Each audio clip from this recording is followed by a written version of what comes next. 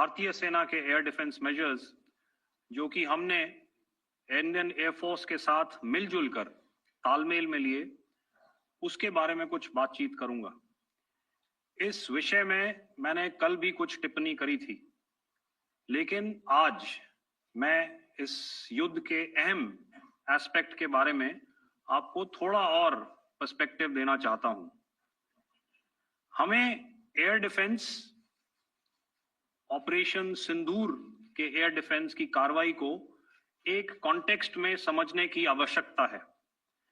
मैंने आपको कल बताया था कि पिछले कुछ सालों में आतंक की गतिविधियों का कैरेक्टर जो है उसमें कुछ बदलाव आ रहा था। अब हमारी मिलिट्री के साथ साथ मासूम सिविलियंस जो कि अपना बचाव करने में विफल थे, उन पर भी हमले हो रहे थे। 2024 में जम्मू सेक्टर में शिवखोरी मंदिर को जाते हुए यात्री और इस साल अप्रैल में पहलगाम में मासूम पर्यटक इस खतरनाक ट्रेंड के विशेष उदाहरण हैं।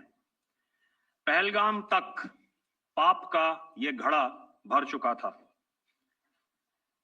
उसके बाद जो हुआ उसके बारे में हम कल विस्तार में बातचीत कर चुके हैं, क्योंकि आतंकियों पर हमारे सटीक हमले लाइन ऑफ कंट्रोल और इंटरनेशनल बाउंड्री को पार करे बिना किए गए थे।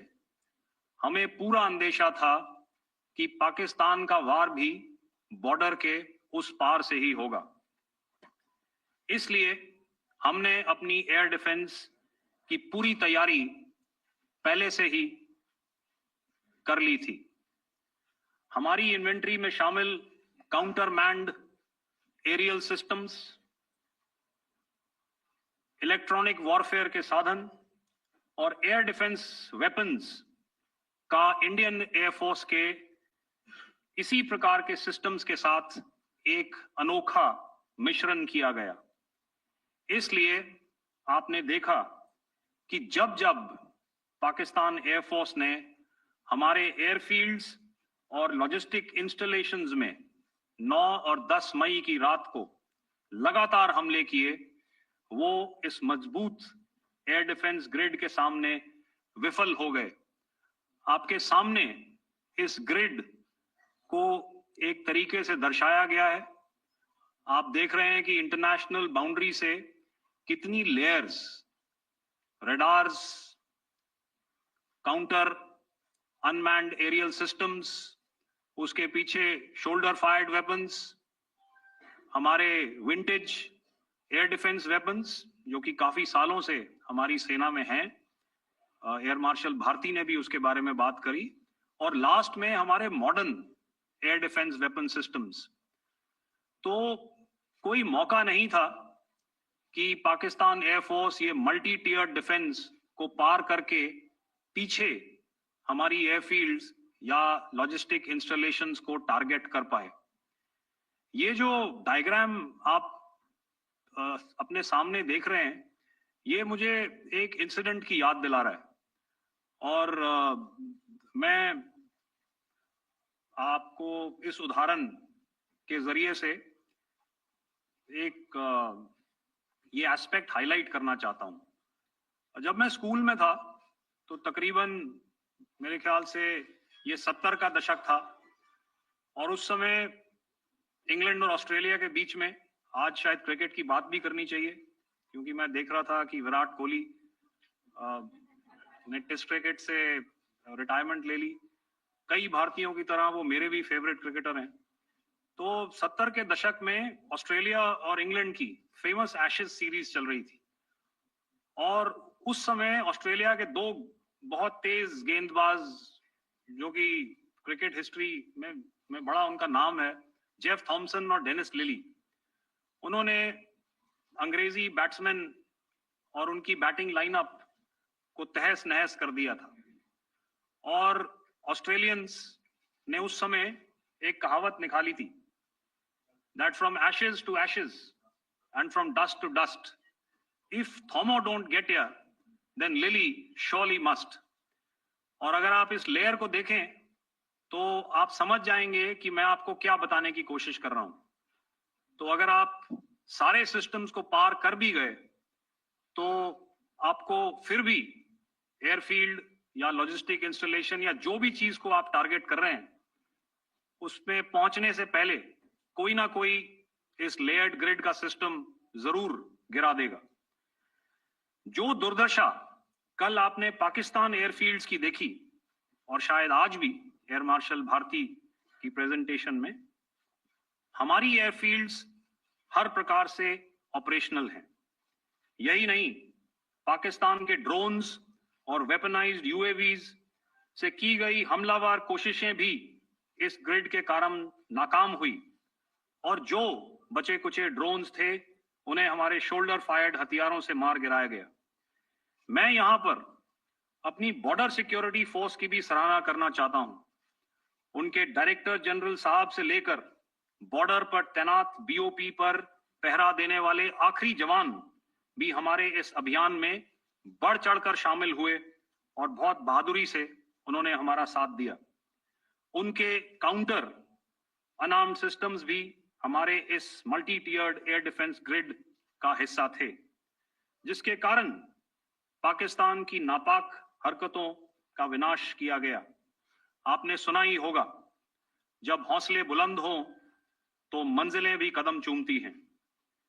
In the end, I would like to highlight again that in every single domain that Operation Sindhur has been prosecuted, there has been absolute synergy between the three services.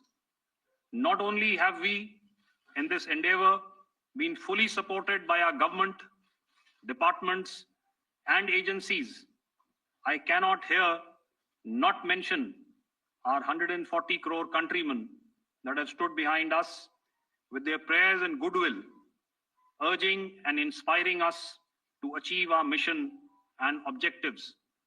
For that, we salute you. You are indeed the best. Jai Hind. Madhurendra, मैं news nation से। Press conference शुरू होने के ठीक पहले राष्ट्रकवि रामधारी सिंह दिनकर की जो कृष्ण की चेतावनी है, उन पंक्तियों को सामने रखा गया और कहा गया कि याचना नहीं वरण होगा, जीवन जय या मरण होगा। कल शिव तांडव स्त्रोत के जरिए दुश्मन को संदेश दिया गया था और आज राष्ट्रकवि रामधारी सिंह दिनकर की इन प्रमुख पंक्तियों के जरिए ये किस तरह के डिटरेंट को क्रिएट किया जा रहा है, किस तरह के मैसेज को दिया जा रहा है, इसको थोड़ा इलेबोरेट करके अगर आप बताएं तो जाहिर तौर पर ये संदेश और व्यापक तौर पर जाएगा। और एक छोटा सा सवाल मेरा यह है कि ड्रोन अटैक को लेकर जो बातें सामने निकल कर आई हैं, एक बहुत हाइप क्रिएट था टर्किश ड्रोन को लेकर, TV2 और उसके तमाम ड्रोन को लेकर।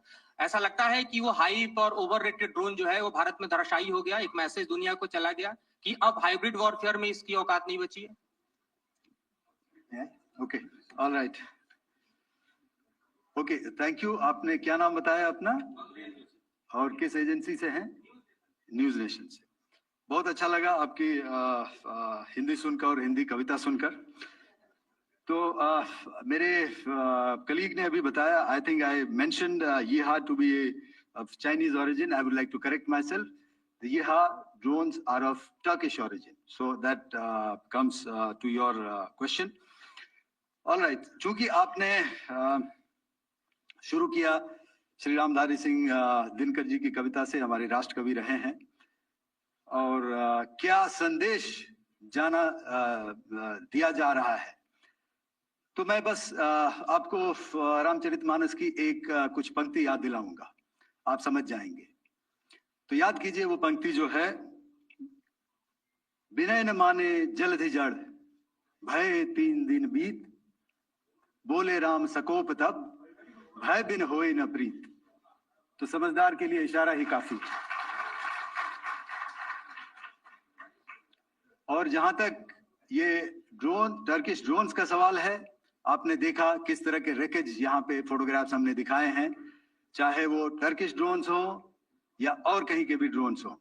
हमारे काउंटर यूएस सिस्टम्स, हमारे ट्रेन्ड एयर डिफेंस ऑपरेटर्स पूरी तरह सक्षम हैं और हमारे देश की जो इंडिजिनस कैपेबिलिटी है काउंटर यूएस के लिए, उसने दिखा दिया है कि चाहे किसी भी तरह की टेक्नोलॉजी आ जाए, हम उसको काउंटर करने के लिए तैयार हैं। और मुझे बोलने की ज्यादा जरूरत नहीं है, आपने खुद ही अपनी आंखों से देखा है हमने इनका क्या हश्र किया है। धन्यवाद। All right. 226.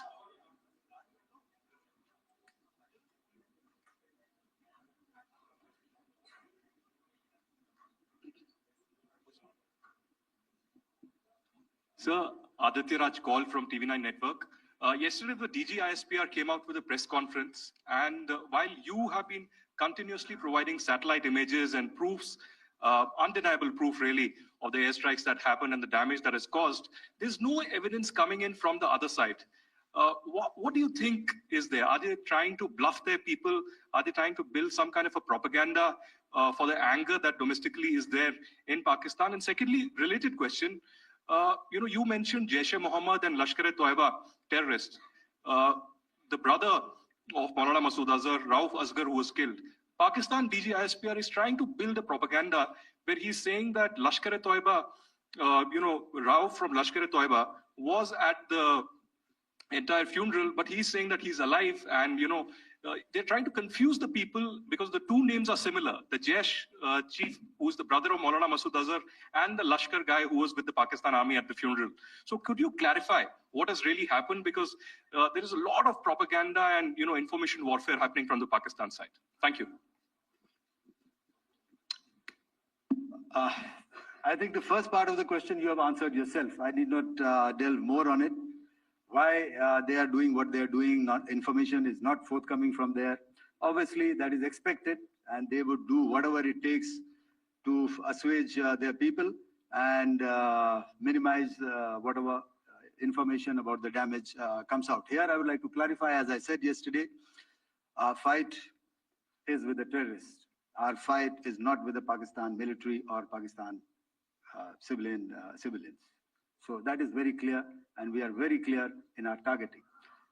So coming to the second part of your question as to what media or what propaganda spin the other side is trying to make out a story.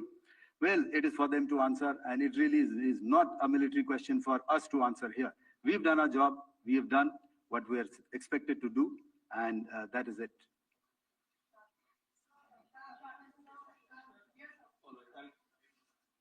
I'll come this side. 249.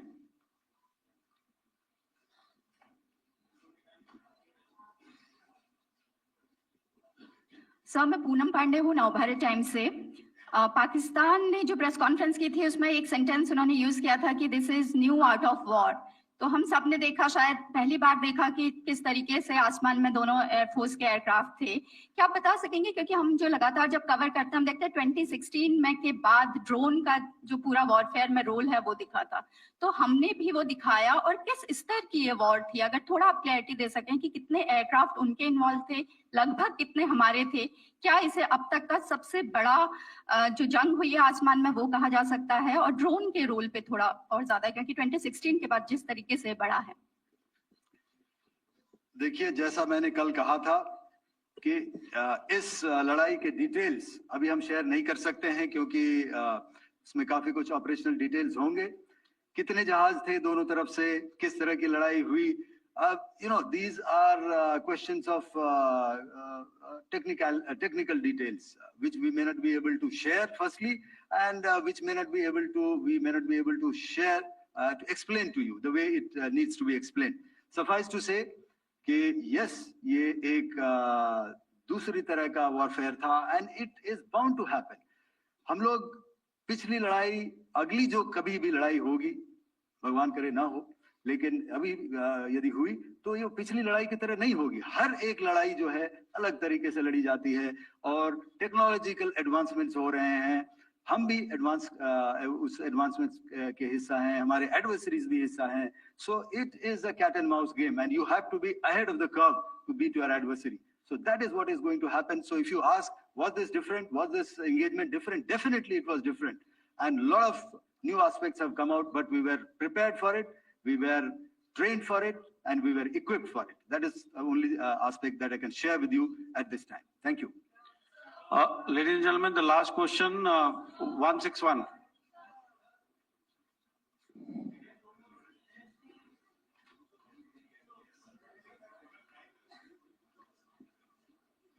Hi, sir. Thank you, sir. Stesh Philip here from the print. So the social media, the Twitter is abuzz with the fact that we hit a site called Kirana Hills, which is supposed to be the nuclear storage facility. And there is a lot of rumors about Sargodha. There are foreign analysts who've mentioned that the Sargodha attack led to certain leaks. Is there a confirmation that we actually hit Kirana Hills, or we were careful of not to do any such thing? Thank you. Thank you for telling us that Kirana Hill houses some nuclear installation. We did not know about it. Okay. And we've not hit Kirana Hills, whatever is there. Okay. I did not brief in my briefing yesterday. Thank you. Ladies and gentlemen, thank you so much. As I said yesterday, as I said earlier and yesterday, it is difficult to take everybody's questions, and the DGMers have to reach somewhere right now.